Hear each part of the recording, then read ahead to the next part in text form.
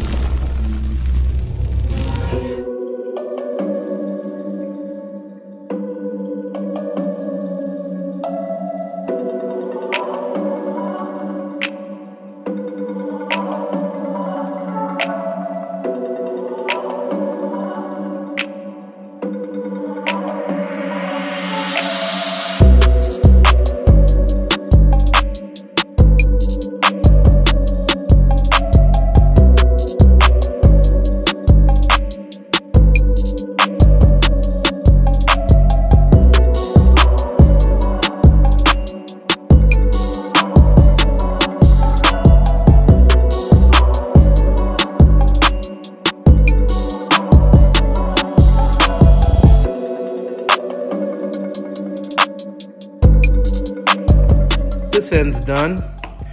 Time to terminate this end. This end is going to be amp super seal connectors. These pins are going to go in the ECU connectors that exist on my ECU now. I'm going to pull pins out of that connector and put these in there. And then I'm going to take the ones I pulled out and they're going to go into the connector that feeds the jumper harness. So that connector feeds the jumper harness. Everything happens in the jumper harness. And then it comes back and goes to the ECU, or out from the ECU through the devices out to the harness, both directions. I'm going to use these crimpers to crimp these terminals. These are different than what I've been working with. Let's see if I can get a look at one for you. That's what they look like. They come on this strip like this. A good idea is to go ahead and take a wire that's, you know, just scrap or whatever. Give it a test, make sure you got a technique for this. And then again, quick test on the harness itself. Now I just gotta finish the other 7, and this jumper harness is done.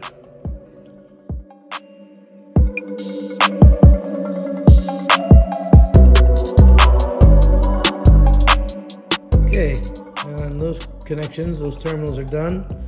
I got it zoomed in pretty good here so you can see them relatively clearly. They all crimped well with those crimpers and are ready to install in the housing that's currently on the ECU when I install this thing.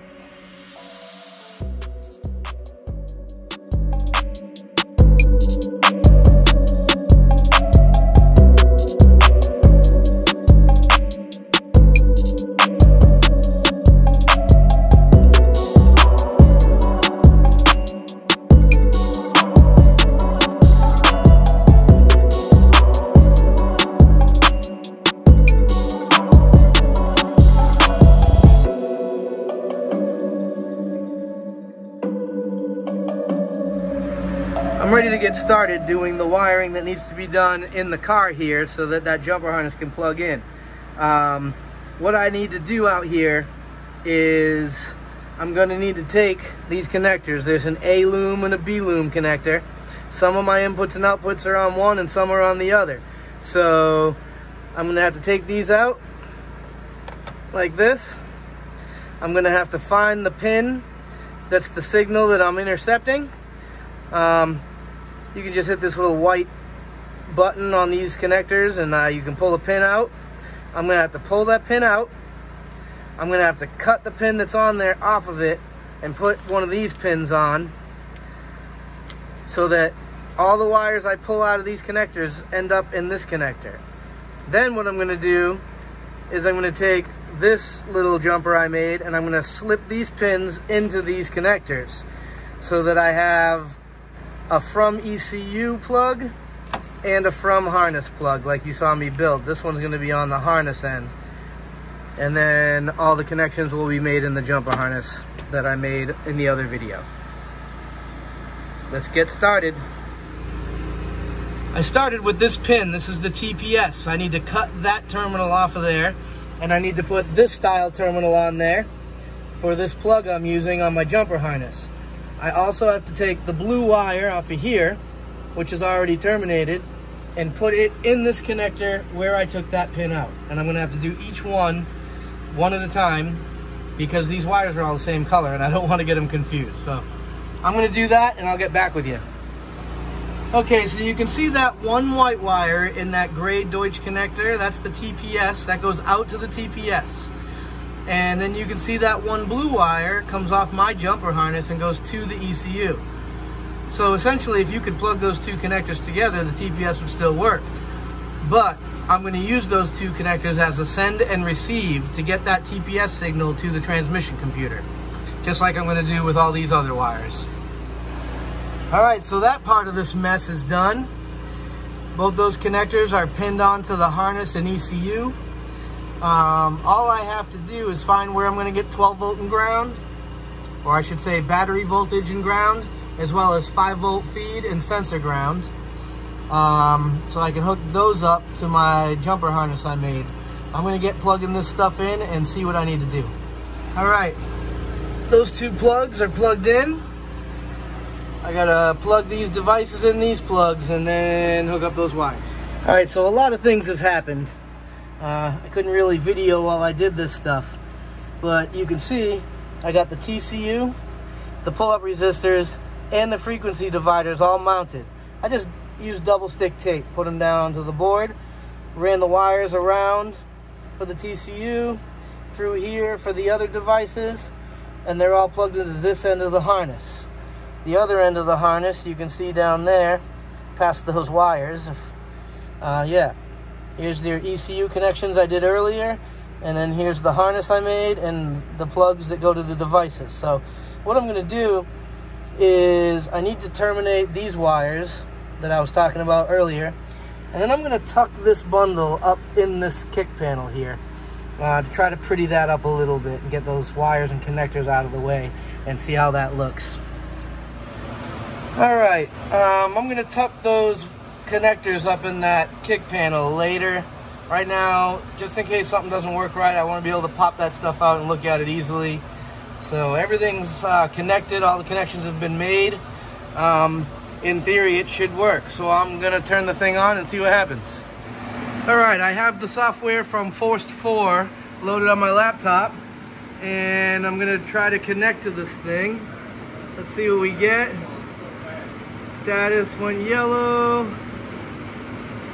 Connecting. Green. It looks like it's connected. Nice. I'm going to look through these settings and see if I can make sense of them, and then I'm going to start the car up and see if I can shift it.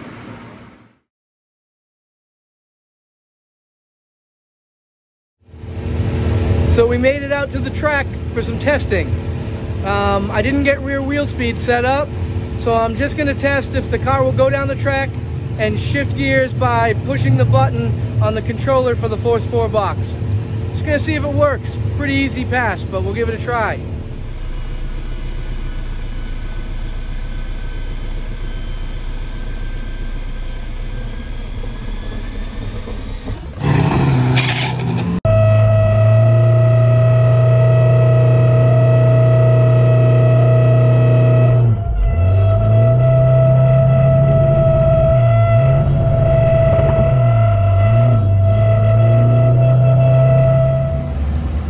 So first pass, I had some sort of limiter on.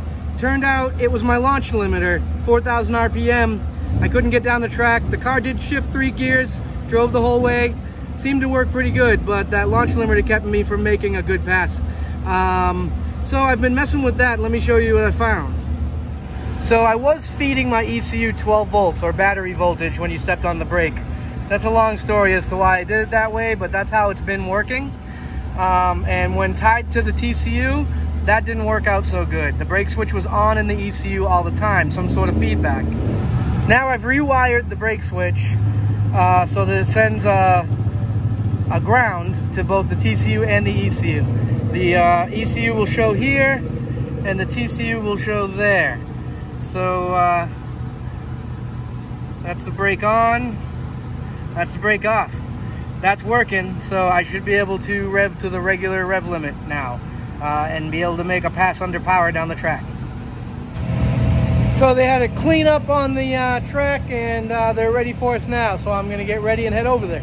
Okay, so I'm still having trouble. Not sure what it is, to be honest. It's acting up.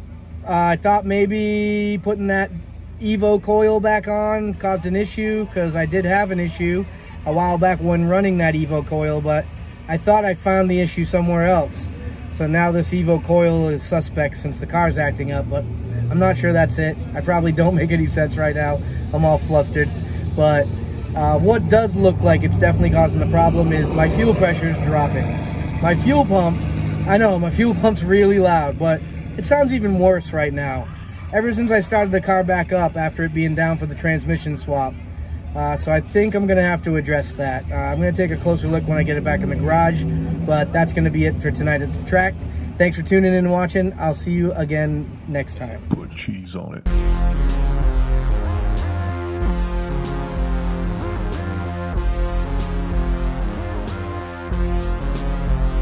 cheese on it.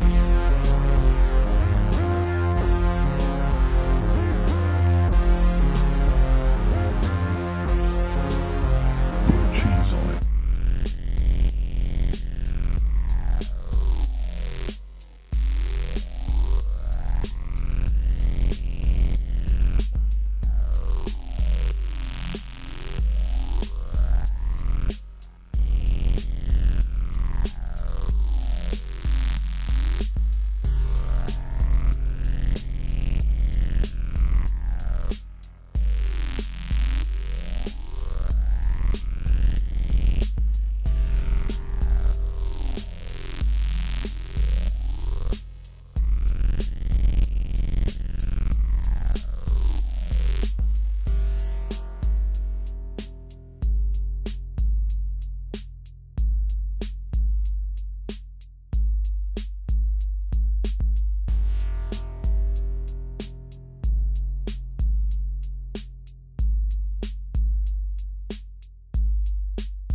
Put cheese on it.